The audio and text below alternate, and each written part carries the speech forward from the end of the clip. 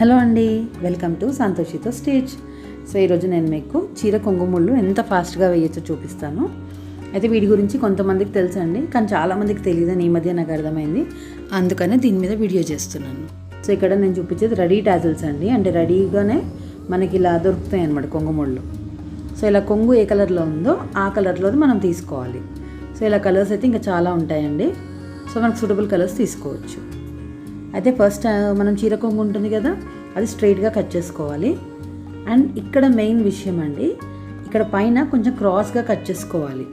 పైన వైపున అండ్ కింద వైపున కూడా అలాగే కొంచెం క్రాస్గా కట్ చేయాలండి. సో ఇప్పుడు నేను చూపిస్తాను. ఇక్కడ నేను కింద వైపున కట్ చేస్తున్నాను చూడండి. ఇక్కడ కొంచెం కెమెరా లైటింగ్ అనేది డల్ అయిపోయిందండి. సో పైన ఆల్రెడీ కట్ చేశాను. అయితే దీన్ని ఇలా ఫోల్డ్ చేసుకోవాలన్నమాట. పైన కోర్ అనేది కరెక్ట్గా పట్టుకొని, అంటే ఈక్వల్ లెవెల్గా వచ్చేటట్టు ఫోల్డ్ చేయాలండి. అలా ఫోల్డ్ చేసి కుట్టేయాలి. సో ఇక్కడ వరకు అయితే కుట్టేశాను. ఇప్పుడు ఇది కింద వైపునండి. సో ఇక్కడ ఈ కొంచెం ప్లేస్ ఉన్నప్పుడు మనం మళ్ళీ కింద కూడా ఈక్వల్గా పట్టుకోవాలి. ఇప్పుడు చూసారు కదా నేను ఎలా ఫోల్డ్ చేస్తున్నాను, అలాగే చేయండి. ఈవెన్ మనం పీకో చేసేటప్పుడైనా సరే ఈ టిప్ పాటిస్తే మీకు ఇట్లా పీకో చేసినప్పుడు కొంగు బయటికి ఇట్లా కార్నర్గా వస్తుంది కదా షార్ప్గా, అలా రాకుండా నీట్గా వస్తుందండి. సో ఈ టిప్ అయితే తప్పకుండా ఫాలో అవ్వండి. ఇలా లాస్ట్ వరకు కుట్టు వేసుకోవాలండి. సో ఇలా అంతా స్టిచ్ చేసుకున్న తర్వాత మళ్ళీ ఇప్పుడు కొంగుని మనం సీదా వైపుకి తిప్పుకోవాలి. ఇది ఇప్పుడు ఉల్టా వైపున ఉంది కదా, ఇప్పుడు దీన్ని సీదా వైపుకి తిప్పుకోవాలండి. తర్వాత ఈ టాజిల్స్ ఉన్నాయి కదా, అంటే రెడీ నాట్స్ ఇలా పైన కొంచెం ఫోల్డ్ చేసి పెట్టుకోవాలి. అక్కడి నుంచి కుట్టు వేయడం స్టార్ట్ చేయాలి. అయితే ఇక్కడ 2 కుట్లు వేసుకోవాల్సి వస్తుందండి. సో ఫస్ట్ అయితే మీకు పైన లైన్ కనిపిస్తుంది కదా, అక్కడ పింక్ కలర్ది నేను చూపిస్తున్న దగ్గర అక్కడ ఒక కుట్టు వేయాలి.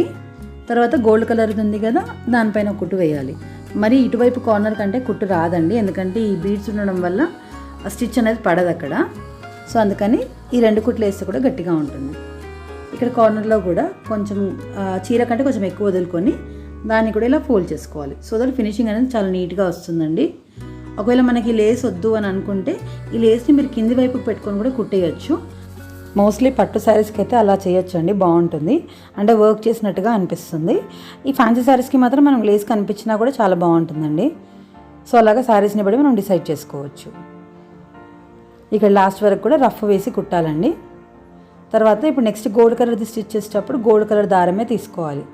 ఎందుకంటే మనకు దారం అనేది బయటికి కనబడకూడదు కదా, అందుకని పైన మాత్రం దారం మార్చుకొని కుట్టాలి. సో ఇలా చాలా ఈజీ అండి, చాలా ఫాస్ట్గా అయిపోతుంది. అండ్ చీర లుక్ కూడా చాలా బాగుంటుందండి. మనము ఈవెన్ పాత పట్టు చీరలు ఏమైనా ఉన్నా సరే మనం వాటికి కూడా వేసుకోవచ్చు. లుక్ మాత్రం చాలా బాగుంటుందండి. చూసారు కదా డిఫరెన్స్ ఎలా అనిపిస్తుందో. మనం ఫస్ట్లో చూసిన చీరకి ఇప్పటికీ కూడా అదొక్క లేస్ వేయడం వల్ల చాలా డిఫరెన్స్ అనేది కనిపిస్తుందండి. సో వీడియో నచ్చినట్టయితే మాత్రం ప్లీజ్ లైక్ చేయడం మాత్రం మర్చిపోకండి. ఎవరైనా కొత్త వాళ్ళు నా ఛానల్ని చూస్తున్నట్టయితే మాత్రం ప్లీజ్ సబ్స్క్రైబ్ కూడా చేసుకోండి. నేను ఎప్పుడు వీడియో పెట్టినా మీకు నోటిఫికేషన్ అనేది వస్తుందండి. సో ఇలా నాకు తెలిసిన కొత్త విషయాలు అయితే నేను తప్పకుండా షేర్ చేసుకోవడానికి ట్రై చేస్తాను.